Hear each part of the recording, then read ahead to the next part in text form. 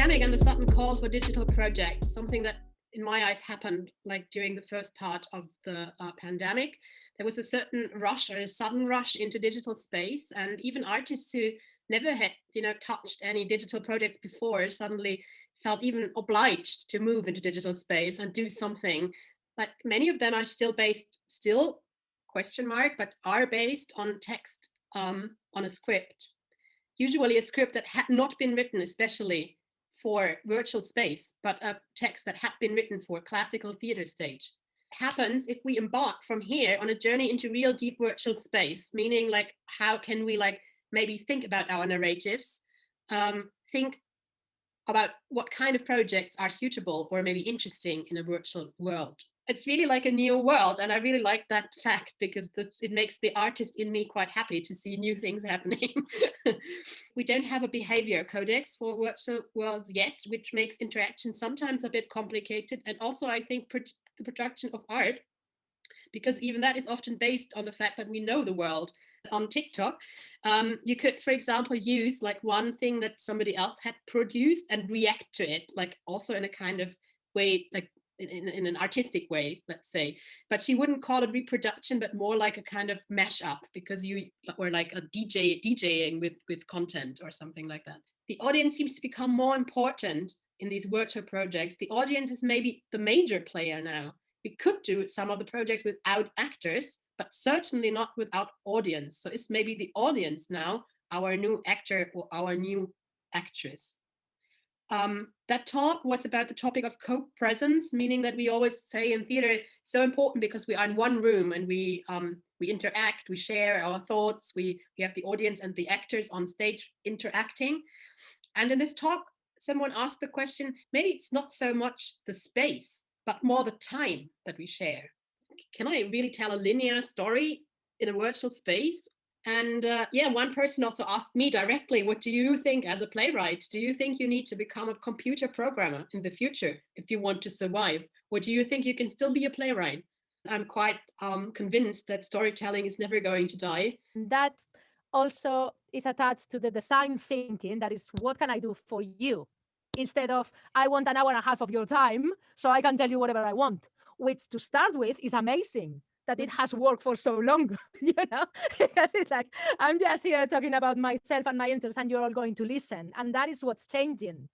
The VR set, and I want to wear it, and I want to be able to go to a play, be in a chair in the play, in the theater, and feel the person that's supposed to be here without being there.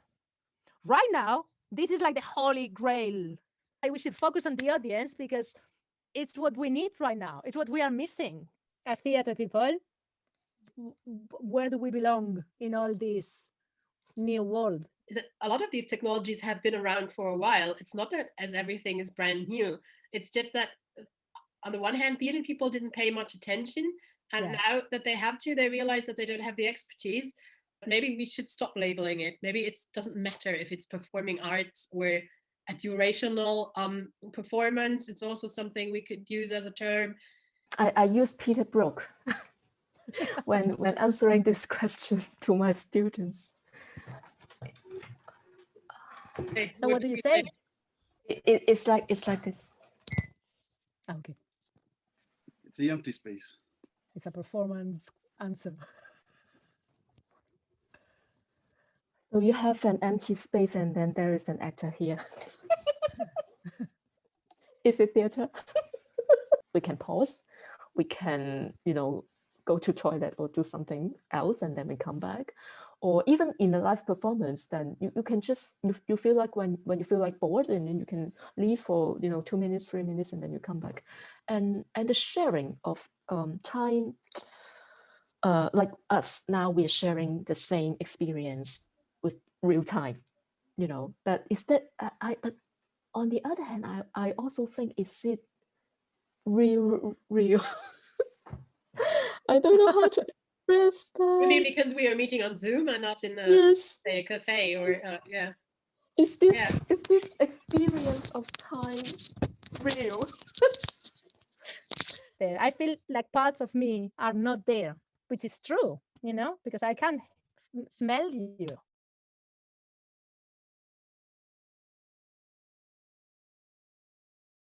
I can't believe it took us like 32 minutes to discuss this time zone with daylight saving stuff. It's like, oh my God. So shall we move to the next topic, which is Dream? I did pay, and I wasn't sure whether I was even, whether it was a problem with my technology, and that I found really annoying, because it's like, I'm not supposed to be thinking about that. If you want this to be immersive, I need to get right into it. So that was one thing that really bothered me, and the fact that it was advertised as interactive, and then it really wasn't. For me, actually, the most interesting bit was to see like how they've done it, like see the actors, see how the technology behind it. I think that for me, the most exciting thing by far was seeing how many audience members there were, like 5,000. I was like, I want them to do something with that, because what I want to have is a common experience with that people. It's like, you need to get the audience in the same place together, and you need to make us feel that we are together somewhere. And that is where we start talking about theater. I mean, the most interesting thing for me was the eye.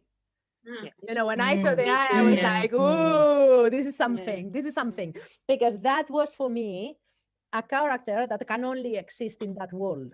Just to explain, Jen, is because you haven't watched it. So this eye was actually, this was the character of Cobweb, and it was meant to be actually a spider's web, which became the eyelashes of a giant eye, and that's how it moved. And all the characters, all the little sprites from Shakespeare, they were all different characters, represented by different parts of the nature. It actually helped me to see the puck, the guide, as a bunch of rocks and not have any face, because the moment it has a face that supposedly represent me as an audience, I probably would start like compare it with the real actor. I don't know if it has to do with the concept of hypermediacy that you, Jihe, installed in the emails, but I found it really I was really fascinated by this transition in which the actor that plays Puck, you see her in her, how do you say, a motion capture suit, and then you're introduced into this virtual world. And afterwards, the end of the show, they display on the big screen that is behind what was done in the real world affected what was happening into this virtual world. Also structurally, in how it relates to the video game, I was thinking that most video games have cutscenes that allow like the transition from one stage to another, and Dream had these cutscenes which allowed for the change of the space, because there's no change in the real physical stage. They're the same actors on the same room with motion capture cameras, but the insertion of these cutscenes in the narrative allowed them to travel.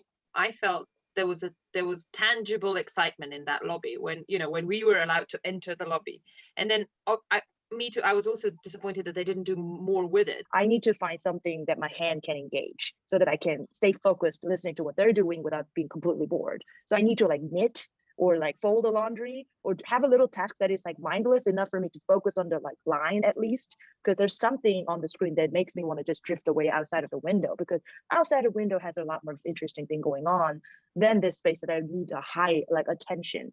Maybe it's in a kind of new medium, it's even more important to be invited to do things.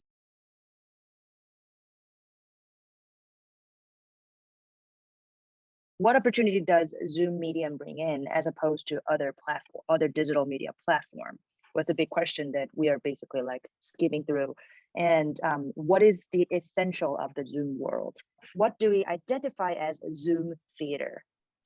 One of the best things about Zoom in terms of also kind of performance is the number of people that you can see on a screen. So the number of people you can engage. And so from my experience, I have to say Zoom is still the most user-friendly video conferencing tools. One, it's because as we can experience, it's more stable. We seldom have like that doom, disconnected and then hanging, that kind of thing. And the second thing is that we discover Zoom has a very good function that is it's built-in function that it can distill the noise, the ambience around you.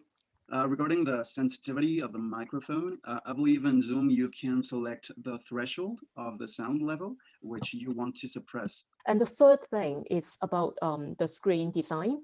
Say, for example, I'm now using gallery view, so I see all of you, evenly distributed on the screen. And the most number of people that you can see on one screen, I think, is it 25 or something? But for others, like Microsoft Teams, you can only see 9. And so that comes back to the public and private, that question that I raised in my previous discussion. So whether you want to see all the audience in the room and seeing their faces, sharing the same screen, or if you want to hide them all. And the fourth thing is the layout. I call that layout. Also, breakout room is something I think very particular for Zoom.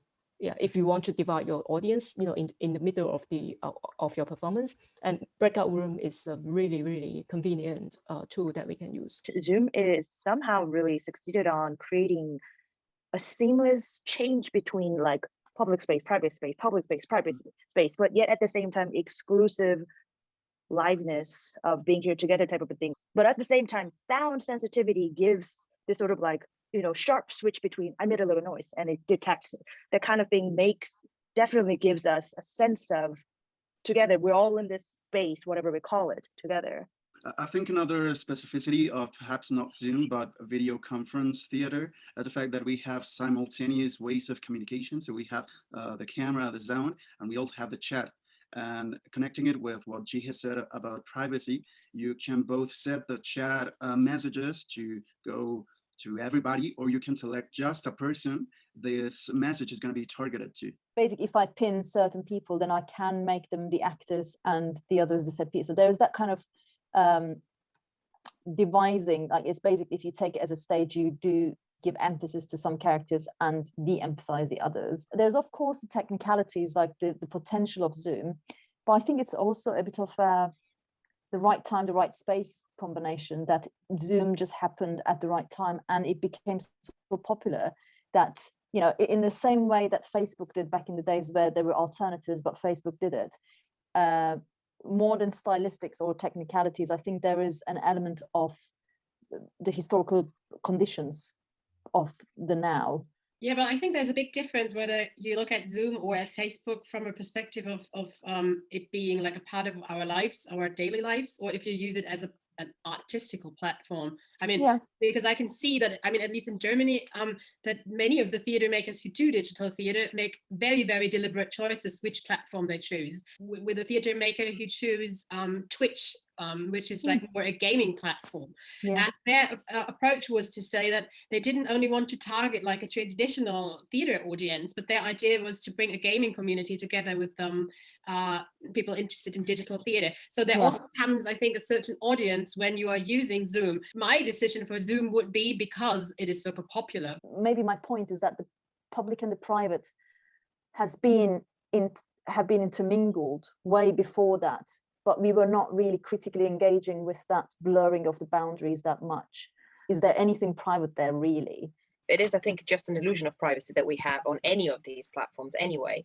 But what you touched on, Gia, and I think is really interesting is the public persona or the character we put on. And that's something I think is really interesting for online, well, whatever, digital theater, whatever we might call it. I think that we need to find a verb as well for it, not just the nouns, but the verb. What is it that we do? Do we watch it? Do we experience it? Do we participate? What is it that we do with online theater and different types of online theater? We write our own narratives with ourselves being the characters of our own narratives that are not necessarily true to life. That's almost like a visual thinking, and that's always in conversation with the predominant narratives of late capitalist society. So the white, skinny, good looking, whatever, the perfect looking, happy looking, oh, I'm having a great food, look at my food and how happy I am, and whatnot. So that always goes in conversation with that kind of consumer culture, and we create that product and we become basically a part of that narrative, which to me is incredibly interesting in terms of what technology does to us and what we use it for. And I found out in a paper from the 90s that this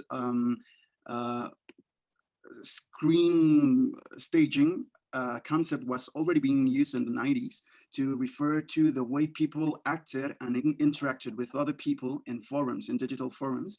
And they talked about several of the issues we've been talking this session about, having a persona, some sort of character that was molded to the way we interact with each other, how we presented, the little emoticons we used, the profile picture.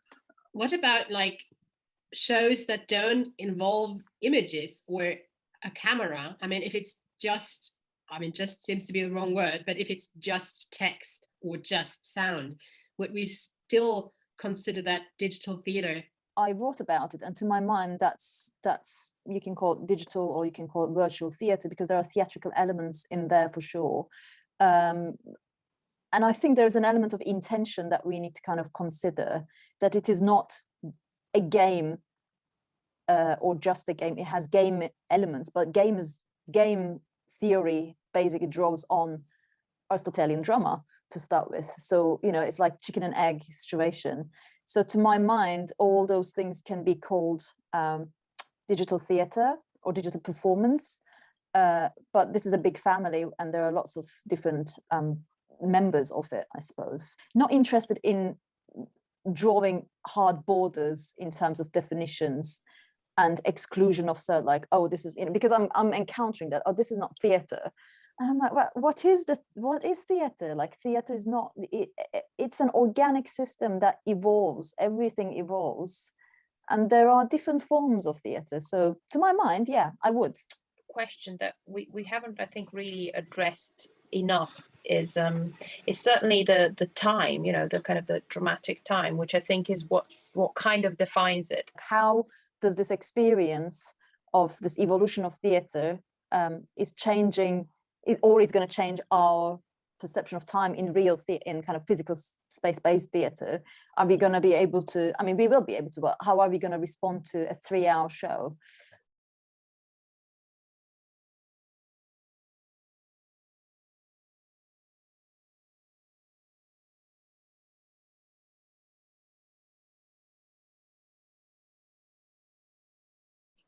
I think the whole one square. So we're gonna do one square. Oh, one square. So all six of us has to make one square with our arm. Can you do it? Yes. No. What's Gia, happening? you need to change arms. Gia, change arms. Yes. Kim Abraham, needs you to need to change arms. Abraham, yeah, that was right, Abraham. What? Abraham is the other way. Abraham, change it. Yes, Yeah. keep it that way.